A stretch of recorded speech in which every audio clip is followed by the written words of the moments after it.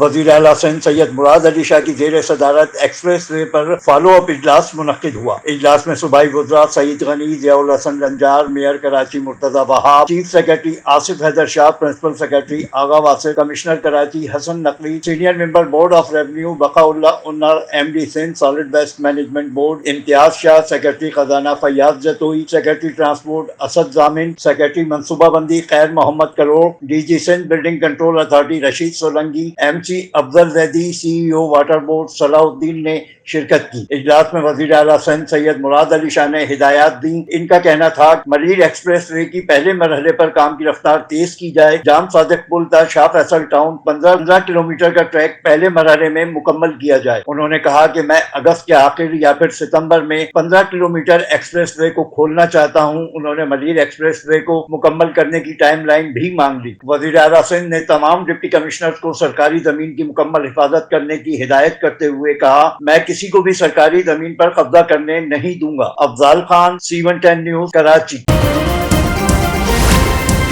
C110 news, خبر کی اصل خبر۔